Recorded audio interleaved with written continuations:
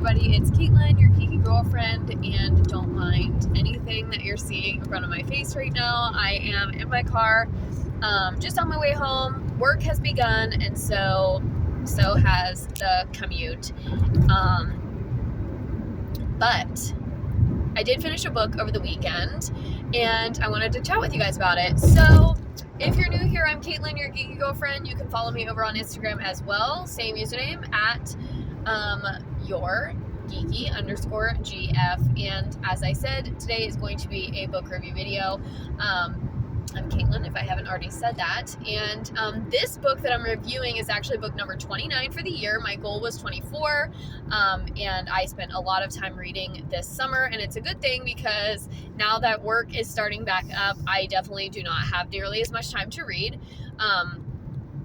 So much so that I'm going to have to dedicate specific days or times to reading, because by the time I eat dinner and do workout, if we're going to work out or go on a bike ride or something, it's just probably not going to happen as often. So I'm glad that I was able to pad my reading goal a little bit over the summer. But I don't have the book with me. One, because I'm in my car. Two, because I already returned it to the library. But today I'm going to be talking about The Love Hypothesis by Hazelwood. And if you are in the book talk sphere, in the book talk world, the bookstagrammer world, you probably have heard of Hazelwood and this book. Now, I had heard great things about both Hazelwood and this book. Again, we're talking about The Love Hypothesis. This is the first of a 3-part, not so much series, but collective, if you will, because each of the books in the collection follow different characters, but they're kind of on that same theme. So the theme, or the tropes, if you will, are workplace romance. We've got academia romance with, kind of a student-teacher sort of thing, but not in an inappropriate way, because they're all adults. Everybody is consenting and all the things, but it is fake dating. The Love Hypothesis is fake dating. And that's not a spoiler, because you can find that out by reading the back cover. So, The Love Hypothesis follows Olive. She is the main character. And prior to reading The Love Hypothesis, I hadn't read reviews specifically of The Love Hypothesis, but I had watched some other vloggers talk about reading Hazelwood books. I have friends in book club who absolutely love Hazelwood. They refer to her as just like some fluffy brain breaks from thrillers and murder mysteries and fantasies and stuff, because it all is obviously real world. And one reviewer in particular had mentioned that Hazelwood, and especially in this collective, The Love Hypothesis, Love Theoretically, and I honestly don't remember what the second one is, or the other one is called, but I was told, and I had heard a review, that they centered around characters, particularly female lead characters, on the autism spectrum. Now, in The Love Hypothesis, nothing is explicitly stated that Olive has autism or is on the autism spectrum, that she's an individual living with neurodiversity.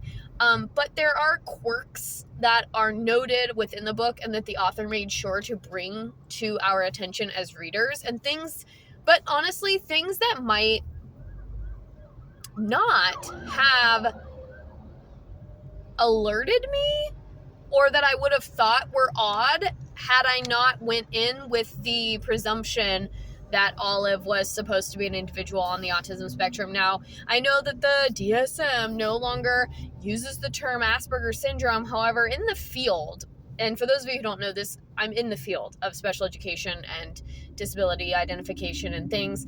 And although the term is not used, we still kind of will qualitate individuals that are on the higher end of the autism spectrum. We'll say, informally, of course, but just they have traits similar to that of an individual who used to be identified as having Asperger's. That's how Olive strikes me, as an individual who would have met possibly the criteria for having Asperger's syndrome. She's definitely on the high, she's a genius scientist, she's super smart, and her social skills are such that she's able to carry on conversations, have functional relationships, is able to give and receive affection, give and maintain eye contact. Like, these are all things that when I think of a person on the autism spectrum, I don't normally think or associate those with. Now, I'm not saying that people out there who have diagnosis of autism do not demonstrate these criteria. However, anyway, it didn't match my presumption, right? My informal bias, if you will. So, all that aside, Olive kisses Adam, Dr. Adam Carlson, at the very beginning of the book as a way to pretty much throw her best friend on off track, because On, or Anne, I'm not sure, I always said On, likes Jeremy, who is Olive's ex-boyfriend, but Olive really didn't like Jeremy that much, let's be real. And so Olive kisses Dr. Carlson, like, spontaneously, and then it prompts this fake dating relationship. And with all fake dating tropes and relationships, you kind of do know where the direction of the novel is going, in that most of the time, this is not a spoiler, this is just like, generically speaking, most of the time they end up together, right? Because they end up forming feelings and all these things. So it does have all those things going for it. However, I've read several fake dating trope books this year, and I have reviewed them all here on this channel. You can check them out. I've read The Hating Game by Sally Thorne, Real Deal by Lauren something. Honestly, I don't remember her name, but check it out. I have reviews. So I like the fake dating trope, right? Like, this is something that I am relatively new to. I've read a few, I read a few young adult novels in high school and early college, and now I'm like new to the adult fake dating thing. But this one was very, very sweet. And compared to the other two that I've read and reviewed here, this one was exceptionally sweet, but not in like a sickingly like, like you're gagging the whole time you're reading it. It was like actually sweet and tender, and it's just a really nice story. It has nice build up. The character development is really good. The relationship development is also very solid. It doesn't move too fast. It doesn't move too slow. It kind of progresses naturally. And her friends are also great characters, and I felt like they got really good development. And then the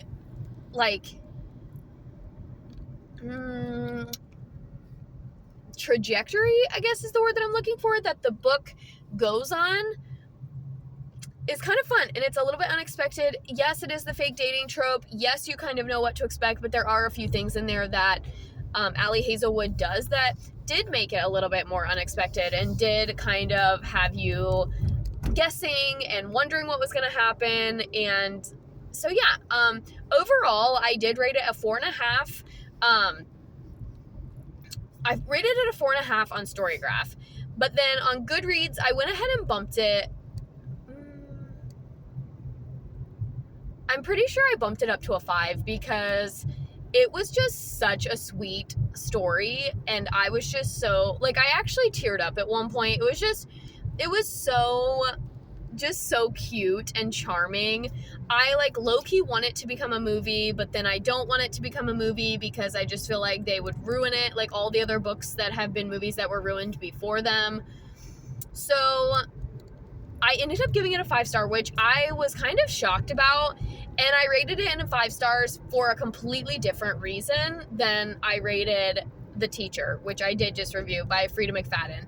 That book was shocking, mind-bending, like totally jaw-droppingly awesome. This one was just really sweet and tender, and I did give it a 4.5 on Storygraph because it started off slow, and it took me about 70 or 80 pages to really get in to like find that motivation to keep reading. But yeah, I ended up rounding it up, and I'm kind of shocked sitting here telling you guys that I ended up rounding up, because if you saw my like how I rate my books video and all of those things that I've been posting here, you know that I don't give out 5 stars a lot, and to have 2 5-star books in a row was just kind of shocking to me. But I think it just speaks to the caliber of what I've read this year, and I've just read some things that I just didn't love, and that's okay. That is okay.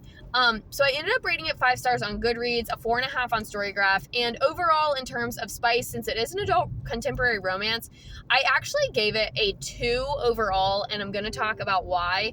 So if you watched my Let's Talk About Peppers video, which was so fun, based on that criteria, this book should get a 3 because of the fact that there is oral stimulation in it, and like, that's really, there is some adult language in terms of sex and intimacy shared. There's also explicit references to pleasure, arousal, and sexual release, we'll say. So all of those are very explicitly detailed. Olive kind of talks about what she's, the sensation she's feeling on both herself and the male. I don't want to spoil. And, but I'm trying to like process my own thoughts here. So because of those criteria alone, we have adult language, we have explicit references to arousal and like hormones and things. We also have oral stimulation, which automatically like kind of ups the ante a little bit. There is only one scene. It takes up 2 or 3 chapters, but there is only one sexual scene. And then there's like a few kisses, and the kisses are overall very innocent, and honestly they're put on, like, they are just kind of putting on a show. They're like acting out. They're not true, really intimate kisses. So because of that, I'm scaling down the spice rating to a 2. There's only one sex scene in the book, and it is not like, it's not sexy. It is like just intimate. They're making love. They're not having sex, and there is a difference in how it's written. There's a difference in how it is read by a reader. And so for that reason, I actually scaled it back down to a 2, when based on some of the criteria in that video, it really should get a 3 based on my visceral reaction to the scene, some of the things that they were saying to each other, some of the things that they were doing to each other. It should get a 3, but it was only one scene, and it was so like slow and intimate and just like charming and endearing and sweet that I scaled back the spice for me. I feel like some people probably do rate it a 3, and if you Google or, you know, just search contemporary romance novels, it would probably come up as a 3 because of how many pages the sex scene takes up, the quality of the sex scene, and like the events that happen therein. But and there's a lot of like little innuendos. There's a lot of like flirtatious things that are said throughout that are kind of sprinkled in. So like you might be able to go 2.5, but for me it just doesn't push that threshold of like raunchy body like a couple of the other ones that I've read this year.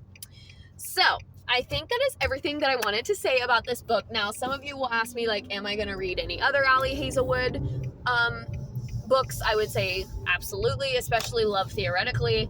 I have heard not so great things about the second one in the collective, so I don't know if I would read that one, but I've heard great things about Bride.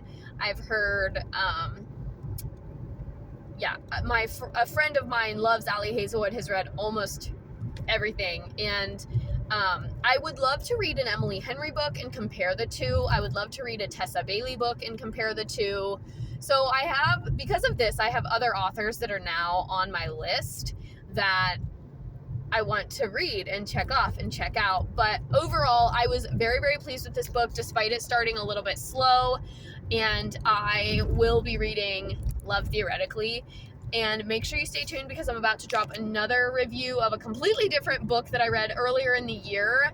And then, as always, you can follow me over on Instagram. And should you read this book, I would say if you like romance, or if you're just getting into romance, this is a great one to start with. It's contemporary romance, it's adult romance, but it's like on the sweet, charming, endearing side, not the like raunchy, really super sexy side. So this is a nice one to start with. It's a good bit of fluff. There is also a lot of scientific jargon in it, and it's very academic. So I felt a little bit smarter reading this book, and so that made it a little bit fun too. So I think that's it for this video. Make sure you hit that red button and subscribe if you like it. And of course, give me a thumbs up. And if you've read this book, let me know your thoughts in the comments. And until next time, I'll see you guys. Bye.